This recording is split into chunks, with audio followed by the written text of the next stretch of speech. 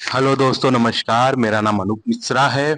आप सभी का आपके चैनल लर्न विद हल्का में हार्दिक स्वागत एवं अभिनंदन है। आइए दोस्तों, शुरू करते हैं आज के दिन के समाचार और रोजगार से रिलेटेड मुद्दे पर। दोस्तों, आप लोगों से एक विनम्र निवेदन है कि चैनल को ज्यादा से ज्यादा शेयर, सब्सक्राइब करें और लाइक करें। लोगों को ज्यादा से ज्यादा शेयर करके इस चैनल को आगे बढ़ाएं, क्योंकि मेरे द्वारा आप सभी को ऑथेंटिक और सही जानकारी दी जाती है। इस वजह से मेरा थोड़ा सा मोटिवेशन अप करें। और लगभग 500 सब्सक्राइबर पूरे होने में 18 सब्सक्राइबर बचे हैं, तो कृपया जल्दी से 500 सब्सक्राइबर पूरे करवा दीजिए। 18 लोग और सब्सक्राइब कर लीजिए।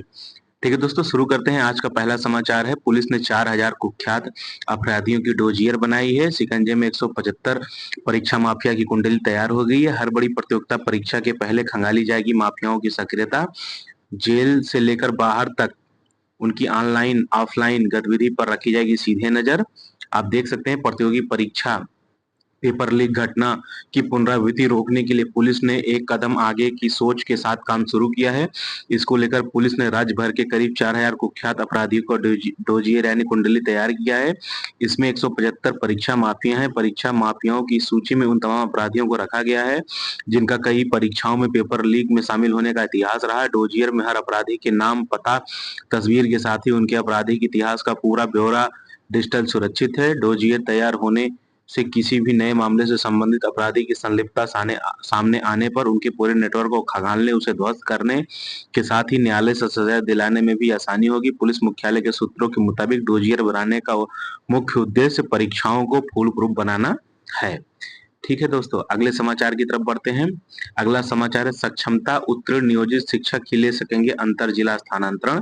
शिक्षा विभाग ने सभी जिलों को दिया है निर्देश। वित्तीय गबन में फंसे शिक्षक भी स्थानांतरण से बाहर रखे जाएंगे। तो पहला समाचार है, प्रदेश में सक्षमता उत्तीर्ण नियोजित शिक्षक ही अंतर जिला स्थानांतरण ले सकेंगे। इस संबंध में शिक्षा विभाग ने सभी जिलों को निर्देश देते हुए कहा है, उन शिक्षकों का भी स्थानांतरण नहीं होगा जिन पर विभागीय कार्रवाई या निगरानी जांच चल रही है।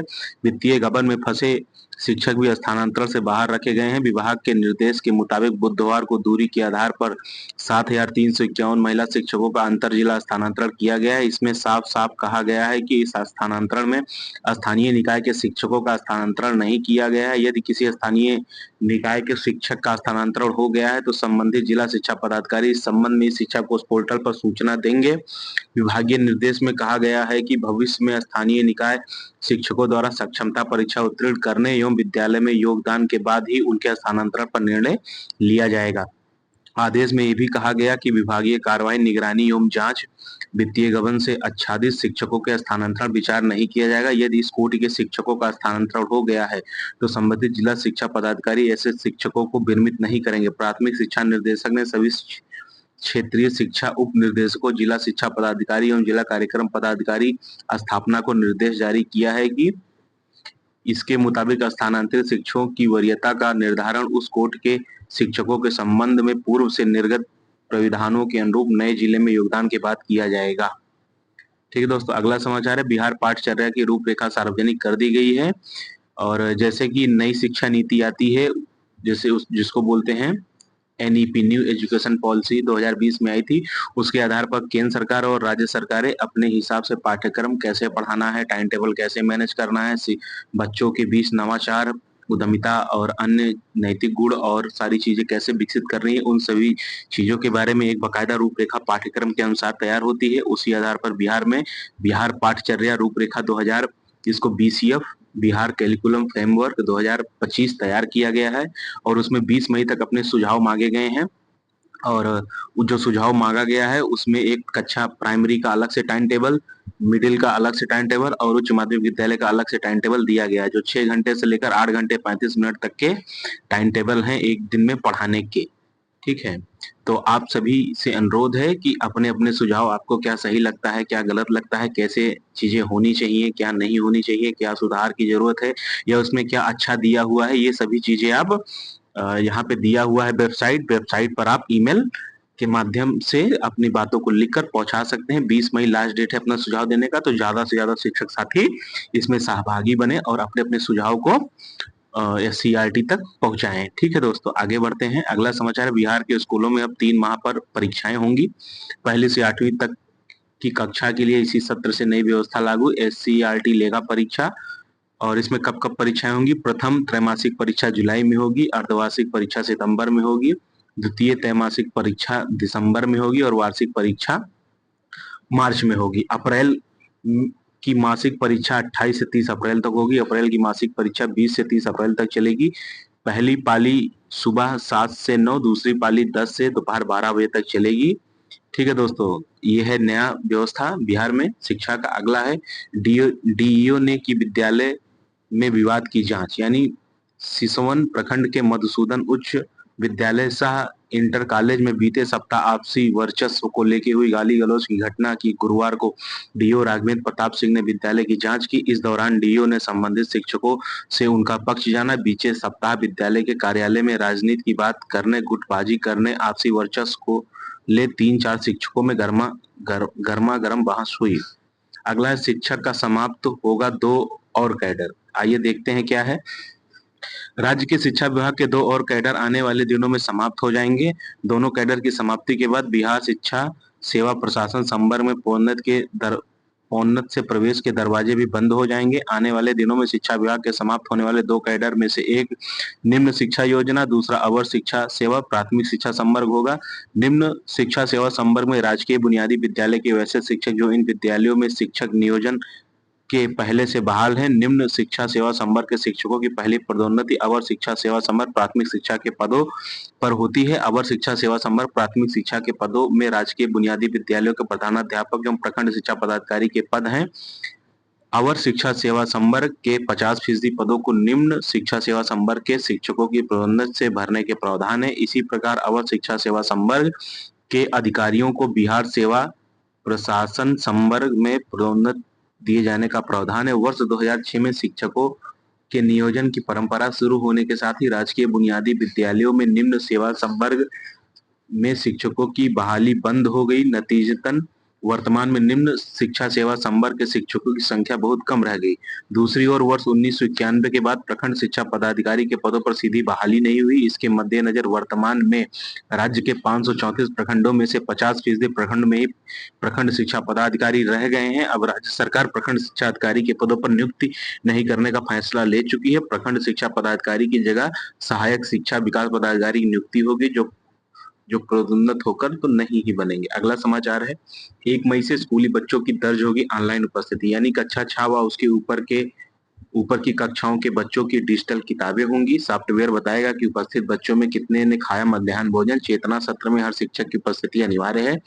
30 सरकारी विद्यालयों में पहले चरण में व्यवस्था होगी लागू। आइए देखते हैं क्या समाचार है। 1 मई से राज्य के 30 सरकारी विद्यालयों में बच्चों की ऑनलाइन उपस्थिति दर्ज की जाएगी। इसके लिए पहले ही शिक्षा विभाग द्वारा संबंधित विद्यालयों को टेबलेट उपलब्ध कराया जा चुका है। ऑनलाइन उपस्थिति के लिए बच्चे एवं शिक्षक सॉफ्टवेयर पर अपना रजिस्ट्रेशन करेंगे। यह नई व्यवस्था पहले चरण के 30 स्कूलों में लागू की जा रही है। रोचक यह कि ऑनलाइन उपस्थिति वाला सॉफ्टवेयर यह भी बताएगा कि उपस्थित बच्चों में से कितने मध्याह्न भोजन खाया। शिक्षा विभाग के अपर मुख्य सचिव डॉक्टर एस सिद्धार्थ ने शनिवार को शिक्षा की बात हर शनिवार में कहा कि ऐसी व्यवस्था की जा रही है कि इसी सत्र से 6ठी कक्षा और इससे ऊपर की कक्षाओं के बच्चे भौतिक किताबों के साथ डिजिटल किताबें भी पढ़ सकेंगे। बच्चे चाहे तो डिजिटल किताबों को अपने स्कूल की डिजिटल लाइब्रेरी से पेन ड्राइव में डाउनलोड भी कर सकेंगे। इसके लिए प्रत्येक सरकारी विद्यालय में आईसीटी लैब के साथ डिजिटल लाइब्रेरी की व्यवस्था होगी।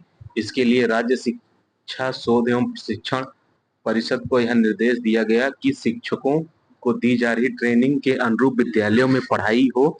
यह देखने के लिए भी कहा गया कि शिक्षकों को दी जा रही ट्रेनिंग स्कूल में क्रियान्वित हो रही है या नहीं। अगर नहीं हो रही है तो उसे सुनिश्चित कराएं। विद्यालय में प्रतिदिन सवेरे 6:30 बजे चेतना सत्र में हर शिक्षक की उपस्थिति अनिवार्य है।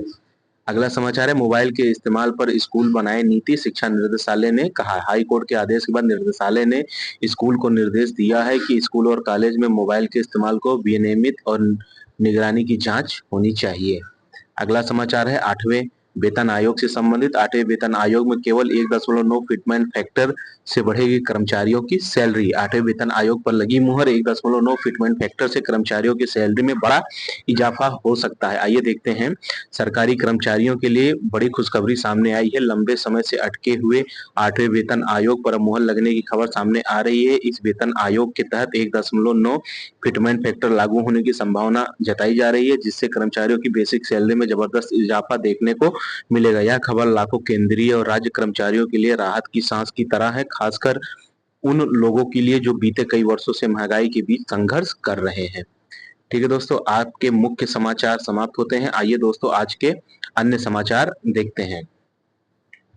आज के अन्य समाचार हैं, 1 मई से बिहार के 30 स्कूली बच्चों की बनेगी ऑनलाइन उपस्थिति। अपर मुख्य सचिव एक सिद्धार्थ ने दी जानकारी। बिहार शिक्षा विभाग की एक बड़ी पहल, 1 मई 2025 से राज्य के 30 स्कूल में बच्चों की ऑनलाइन हाजिरी व्यवस्था लागू करने का निर्णय लिया है। यह शिक्षा विभाग के अपर मुख्य सचिव सिद्धार्थ ने नई व्यवस्था के बारे में विस्तार से जानकारी दी है। इन्होंने बताया है कि अब शिक्षकों और बच्चों दोनों की उपस्थिति ग्रुप के माध्यम से दर्ज की जाएगी। इस प्रक्रिया में एक सॉफ्टवेयर ग्रुप फोटो को स्कैन कर यह पहचान लेगा कि कौन अभ्यर्थी और शिक्षक उपस्थित हैं और कौन अनुपस्थित। इसके अलावा मिड डे मील के दौरान यह सॉफ्टवेयर अभी ट्रैक करेगा कितने बच्चों ने भोजन किया और कितनों ने नहीं। फिलहाल यह तकनीकी व्यवस्था राज्य के 30 स्कूलों में पायलट प्रोजेक्ट के रूप में लागू की जा रही है। सफल रहती है तो इसे सभी विद्यालयों में लागू कर दिया जाएगा। इस कदम का उद्देश्य फर्जी उपस्थिति को रोक लगाना और पारदर्शिता बढ़ाना। अगला है सरकारी स्कूलों का शैक्षिक कैलेंडर जारी, यानी साल में 220 दिन खुलेंगे स्कूल, 180 दिन पढ़ाई होगी, 20 दिन मूल्यांकन होगा। शिक्षा विभाग ने बिहार के सरकारी स्कूलों का शैक्षिक कैलेंडर जारी किया है। 220 दिन खुलेगा, इसमें 180 दिन पढ़ाई होगी, जबकि 20 दिन मूल्यांकन होगा और 20 दिन स्कूल के कार्यक्रम के लिए निर्धारित किया गया है। बुनियादी स्तर पर छात्रों की पढ़ाई सुबह 9:30 से 1:30 बजे तक होगी। इस दौरान बच्चों को स्कूल सोमवार से शुक्रवार तक चलेगा। इसमें अनुशासन सत्र, गीत, कविता, स्नैक टाइम, खेलकूद, साक्षरता, भाषा, भोजन होगा। जबकि प्रारंभिक स्तर पर स्कूल सुबह 9 से 3 बजे तक चलेगा।